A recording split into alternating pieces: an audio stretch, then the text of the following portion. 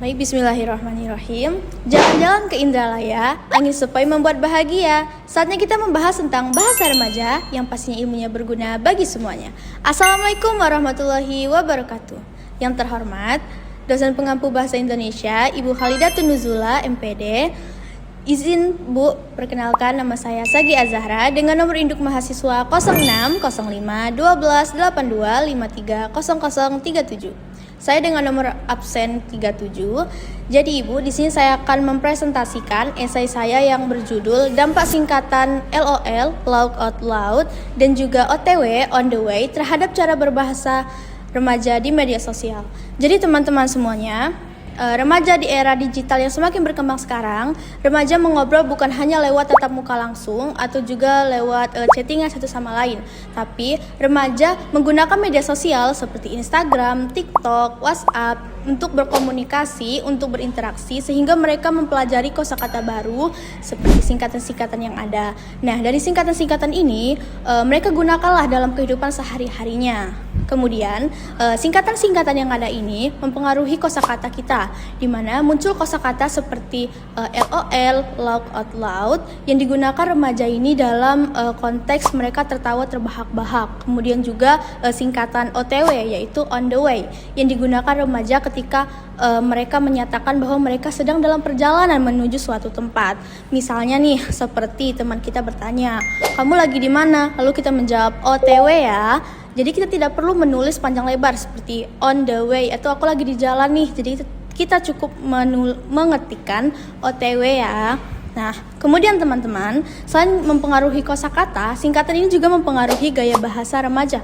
Kenapa bisa? Karena gaya bahasa remaja ini, remaja semakin ingin dimudahkan, ingin lebih ringkas. Jadi mereka sering memendekkan kata, kemudian menggunakan emoji, dan juga menghilangkan huruf di dalam kata-kata. Misalnya nih, mereka menggunakan emoji. Nah, mereka menggunakan emoji, misalnya mereka dalam konteks ngetik LOL, Laugh Out Loud. Nah, mereka berbicara bahwa mereka ini menambahkan emoticon tertawa supaya kata-kata yang mereka gunakan itu seolah-olah hidup walaupun hanya lewat chattingan biasa. Kemudian juga mereka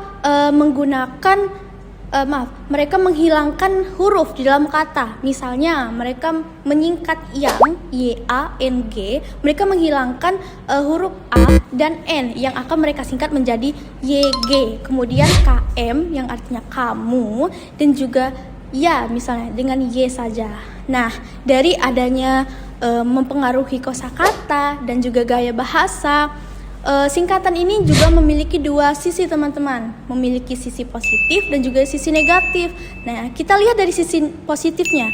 Tentu saja dari singkatan-singkatan yang ada ini mempengaruhi remaja ini semakin mudah, semakin praktis ketika mereka menyampaikan informasi tanpa mereka harus menyatakan panjang lebar, seperti mereka tanpa harus mengatakan bahwa aku OTW ya, aku langsung aku lagi di perjalanan nih. Jadi mereka cukup menuliskan OTW yang dimana itu lebih dimudahkan dan dipraktiskan. Nah, jika kita lihat dari sisi negatifnya, tentu saja singkatan yang ada ini jika kita tidak selingi dengan bahasa yang formal, tidak diselingi dengan penulisan yang baik dan benar sesuai dengan ejaan yang disempurnakan, sesuai dengan Kamus Besar Bahasa Indonesia, maka singkatan yang ada ini akan mempengaruhi kita, di mana kita akan sulit menuliskan tulisan yang akademik secara benar sesuai dengan EYD 5, sesuai dengan Kamus Besar Bahasa Indonesia. Maka nanti ketika misalnya seperti ini nih, ketika mereka disuruh membuat esai, maka mereka akan kesulitan menggunakan bahasa yang sesuai dengan Kamus Besar Bahasa Indonesia, menggunakan kalimat yang baik dan juga benar. Nah, dari pemaparan yang saya sampaikan dapat disimpulkan teman-teman bahwasannya singkatan ini memudahkan remaja dalam berkomunikasi dan juga berkreasi tentunya dalam berinteraksi kepada teman-temannya karena di era digital yang semakin berkembang saat ini. Nah, kemudian juga kita lihat bahwa ada dampak negatifnya. Dampak negatif ini jika tidak diselingi, jika kita selingi maka tidak akan dampak negatif. Jika kita tidak selingi dengan latihan seperti menulis yang benar, maka kita akan kesulitan nantinya dalam menggunakan bahasa Indonesia yang baik dan juga benar. Nah, kita juga harus menyesuaikan ya teman-teman ketika kita berbicara dengan orang yang lebih tua, mungkin dengan orang yang sejajar dengan kita harus tahu kapan kita menggunakan bahasa yang formal dan kapan kita harus menggunakan bahasa yang informal. Jadi cukup sekian dari presentasi saya. Saya ucapkan terima kasih. Mohon maaf jika terdapat salah kata dalam pemaparan saya. Kepada Allah saya mohon ampun. Jadi teman-teman, media sosial membuat kita kreatif, tapi kata baku jangan membuat kita pasif. Saya ucapkan wassalamualaikum warahmatullahi wabarakatuh.